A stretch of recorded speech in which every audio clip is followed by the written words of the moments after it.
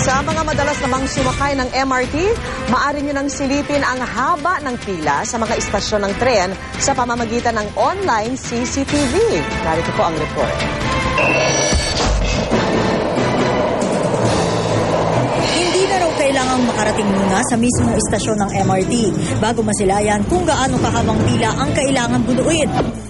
Sa pamamagitan ng mga bagong CCTV sa istasyon, pwede mo nang masilip online kung kakailanganin mong makipagsiksikan.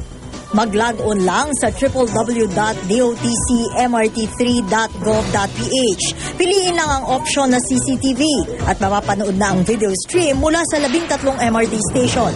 Kung ako, isa akong pasahero, I can access the website and then pag nakakita ko yung situation, makakita ko, oops, mahaba ang pila in this station. Let me just go to another station which is not that full. Hindi pa man nasusubukan, sang-ayon na sa hakbang ang mga nakausap kong suki ng MRT. At least yung pag nagpunta ka na kaagad doon, alam mo na kung mahaba o maiksi yung pila, hindi ka natutuloy doon. Sabi po malaking bagay po yun kasi para po malalaman mo na kung yun nga po kung mahaba na yung pila o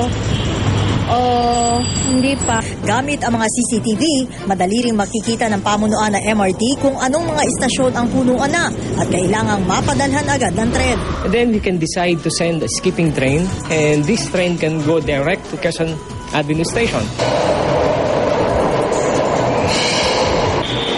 3.1 million pesos ang ginastos ng MRT para sa proyektong ito na inaasahang magpapaikli sa pila ng kanilang mga pasahero. Pero syempre, ang tanong sa isip ng mga arawang suki, babawiin naman kaya ang gastos na ito sa planong taas pasahe sa tren? Sa puntong ito, tahimik pa ang DOTC. Para sa saksi, Sherian Torres nag-uulat.